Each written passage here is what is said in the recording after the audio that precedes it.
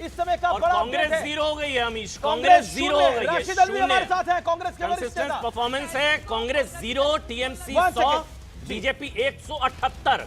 जो बीजेपी की तरफ से लगातार कहा जा रहा था कि गंगोत्री से लेकर गंगा सागर तक, मतलब उत्तराखंड से लेकर पार करते हुए सीधे बंगाल तक। राशिद अल्वी अब हमारे साथ जो है वो लाइव जुड़ चुके हैं। राशिद अल्वी हमारे साथ जुड़ रहे हैं, लेकिन उससे पहले मैं हर्षवर्धन त्रिपाठी जी के पास जाना चाहता हूं। हर्षवर्धन त्रिपाठी, बिल्कुल आप एक लाइन बोलिएगा, लेकिन मेरा प्रश्न है, how big it is for Bharatiya Janata party to win Bengal?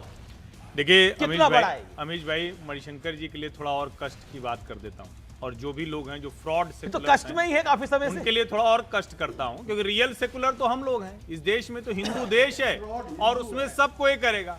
हाँ, ये हिंदुत्व लोग फ्रॉड हिंदू है। देखिए, मणिशंकर जी की नजर में हिंदू फ्रॉड है। मणिशंकर जी की नजर में सनातन डेंगू मलेरिया कहने वाले हिंदू को वो लोग सही हैं, वो सेकुलर हैं। और ये इसका महत्व समझिए आप, गंगोत्री से गंगा सागर तक भारतीय जनता पार्टी की सरकार बनने जा रही। हिंदू धर्म में गोमुख का दर्शन कराएं और सारे तीर्थ बार बार गंगा सागर, एक बार गंगा सागर हो है। ये है हिंदुत्व की राजनीति। अगर आपको पॉलिटिकल आइडियोलॉजी समझ में आती है तो इस देश की पॉलिटिकल आइडियोलॉजी यही है। बहुत सेकुलर आइडियोलॉजी नहीं। गंगा सागर तक, गंगोत्री से गंगा सागर तक उत्तराखंड से आप निकलेंगे तो आप पहुंचेंगे यहाँ बंगाल तक, और बंगाल में ऐसी वैसी सरकार नहीं, प्रचंड बहुमत 178। अभी 178 मुझे ये नंबर 1, मुझे अब ऐसा लग रहा है ये नंबर 185 तक का टच करेगा, 185 तक टच करेगा। ये बीजेपी की प्रचंड जीत है। हमारे साथ राशिद अल्वी भी है। राशिद अल्वी, असम में कांग्रेस का पॉलिटिकल डिबैकल, बंगाल में कांग्रेस 0, भारतीय जनता पार्टी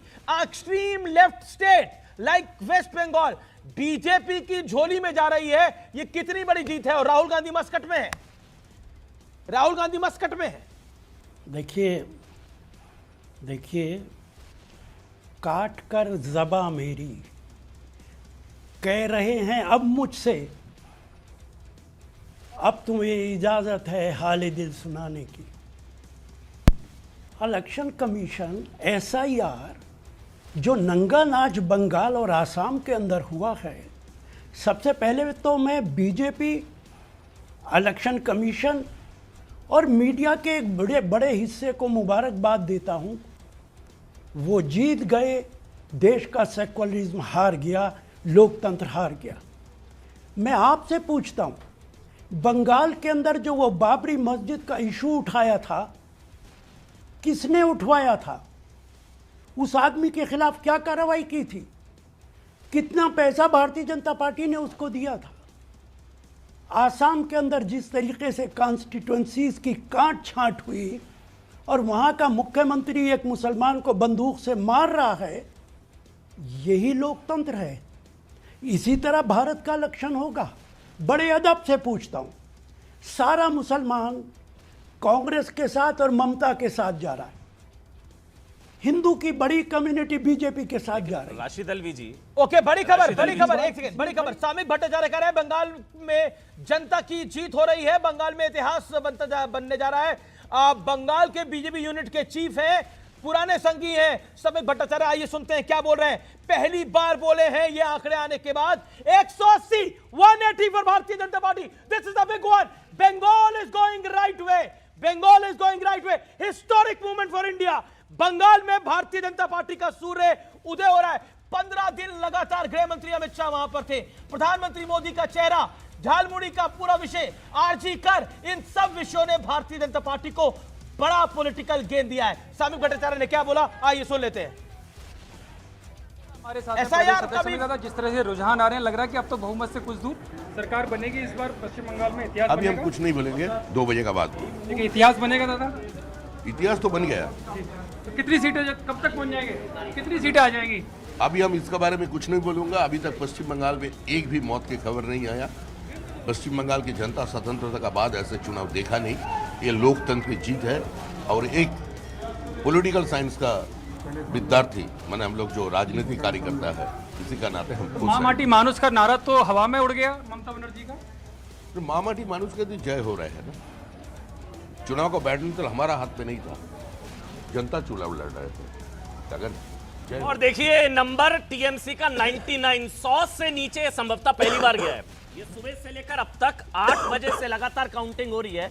3 घंटे में पहली बार टीएमसी का नंबर 100 से नीचे गया है और बीजेपी का नंबर पहली बार 180 से ऊपर 181। जो अमीश कह रहे थे 185 तक ये जा सकता है, तो क्या 185 भी पार बीजेपी सरकार बनाएगी? निश्चिंत रहे अमन, आप कुछ भी कभी भी देखिए, जब भी इस तरह का चुनाव होता है जहां पे क्लोज कंटेस्ट होते हैं, जो फिर कम मार्जिन वाली सीटें होती हैं, जो पार्टी जीत रही होती है वही सीटें जीत के ले जाती है। ये क्लोज कंटेस्ट जहां जहां था बीजेपी की, ये अब स्वीप होने जा रही है। ये अगर बीजेपी यहाँ पे 185 भी क्रॉस कर ले तो कोई बड़ी बात उधर नहीं है। असम में भी क्लीन स्वीप है। असम में तो असम में भी बहुत शानदार प्रदर्शन रहा, 94, मतलब वहां पर भी 94 है। बीजेपी यहाँ पर 181 है। एक बार सुकांत मजूमदार को सुन लेते हैं, वो कह रहे हैं कि सरकार बनाएगी बीजेपी, निश्चिंत रहे। वैसे बहुमत का आंकड़ा जवाब भी लेना पड़ेगा। 147, 293 सीट्स हैं टोटल, बहुमत का आंकड़ा 147। अब नीचे 147 से 181 पहुंच चुका है। सुकांत मजूमदार क्या करें, एक बार सुन लेते हैं। लेकिन बीजेपी सरकार बनाएगी, इसमें आप निश्चित रह सकते हैं।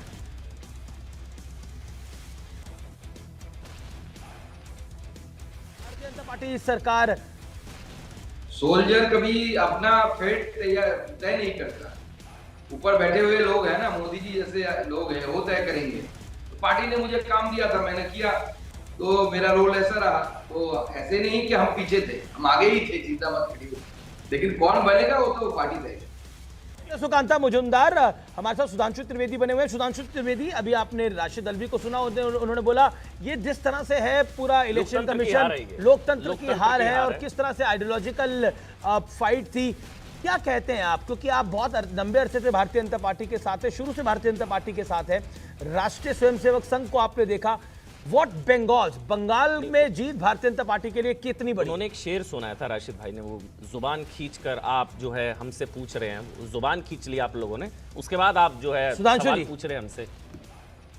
मैं ऐसा है, राशिद अल्वी जी के शेर का भी जवाब दूंगा और तथ्य का भी जवाब दूंगा और क्यों हम आज यहां तक पहुंचे इसका भी जवाब दूंगा।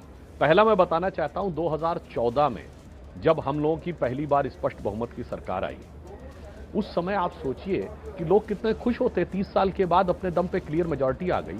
उस समय राजनाथ सिंह जी ने मुझे स्वयं बताया था, वो उस समय गृह मंत्री और राष्ट्रीय अध्यक्ष दोनों थे, यानी अमित शाह जी के अध्यक्ष बनने से पहले की बात।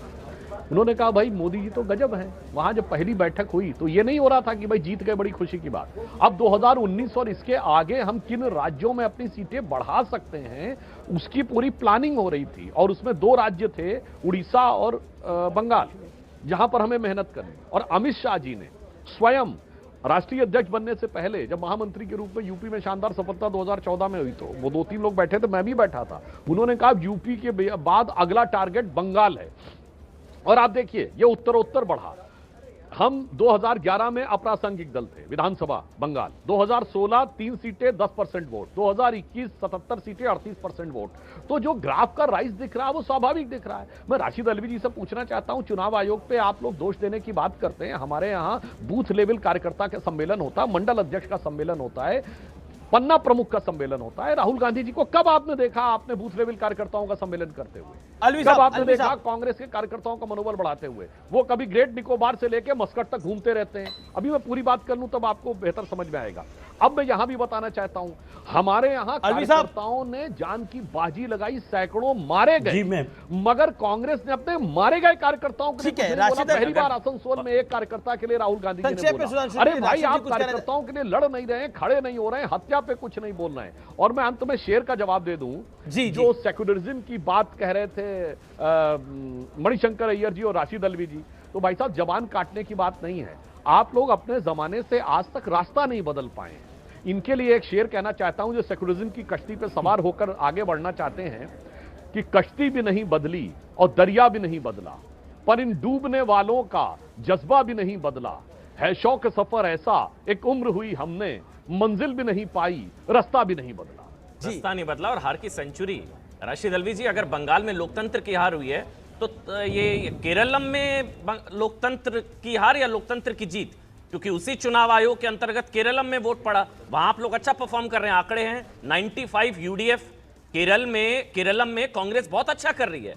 तो बंगाल में आप हार रहे हैं, तो वहां मतलब यहां जो है बंगाल में कम्युनल जीत गए, कम्युनल शक्तियां, और यहां केरलम में किसकी जीत हुई? सर केरलम में तो आप जीत रहे हैं।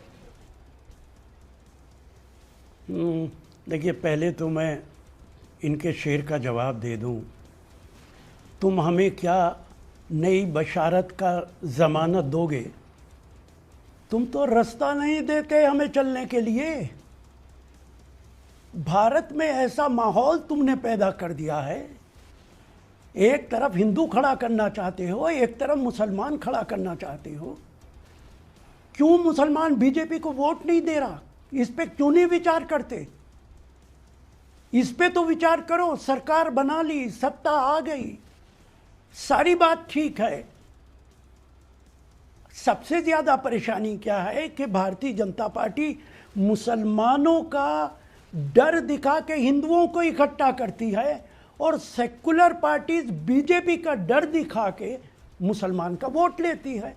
तो हम तो सैंडविच बन गए मेरे भाई, ना खुदाई मिला ना विसाले सनम, ना इधर के रहे ना उधर के रहे।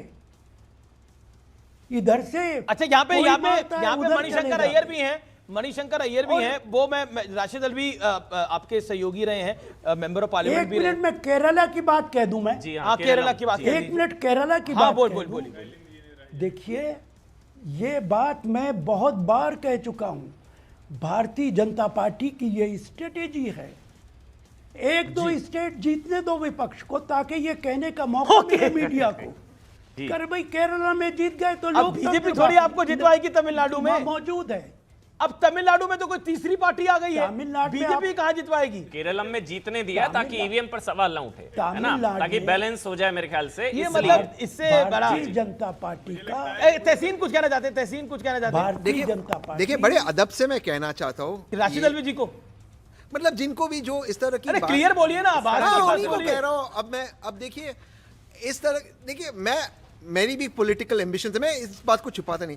हम ऐसे कह दे कि हम यहाँ पर उन्होंने जिता दिया, तो बीजेपी बैलेंस तमिलनाडु में, करने के लिए जिता दिया हाँ, तो होगा। बीजेपी सवाल ना उठता तो EVM बीजेपी पर। और एआईडीएमके तमिलनाडु में क्यों नहीं जीती? वो क्यों नहीं किया उन्होंने? देखिए, ऑनेस्टली हमें सोचना चाहिए एज ए पॉलिटिकल ऑर्गेनाइजेशन, हम कहाँ गलत जा रहे हैं। हमें जनता के साथ विनम्रता के साथ जनता के सामने जाना होगा। हमें उनसे माफी मांगनी होगी जो गलतियां की। हमें बीजेपी को पॉजिटिव एजेंडा पे हराना होगा। हम क्या करते हैं, सिर्फ मोदी जी को गाली देते, उससे नहीं हारेंगे। मोदी जी का शासन अच्छा नहीं है, बहुत परेशानी है, लेकिन हम विकल्प कैसा बनेंगे? पॉजिटिव एजेंडा के लेकिन साथ तहसीन, जाना है। एक मिनट, एक चीज तो आप अब भी वो करते मानेंगे। नहीं। मैं हर्षवर्धन त्रिपाठी, एक कमेंट आपका ले रहा हूं। राहुल गांधी तो आज खुश होंगे एक तरीके से।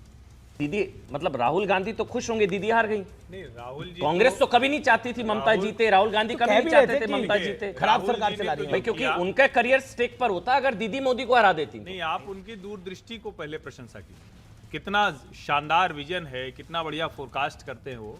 उन्होंने कहा तब जब लोग सोच रहे थे क्या है, पोस्टर्स भी भाग रहे थे कि नहीं नहीं हमको कोई बता नहीं रहा, राहुल जी ने क्या कहा, वीडियो जारी किया और कहा कि देखिए दीदी की ममता जी ने communal ऐसा काम politics। किया कि भाजपा आ रही है। अब सोचिए, इतना विजनरी लीडर है, आप उसके बारे में बात ही नहीं कर रहे। ओके, और मणिशंकर कमाल अय्यर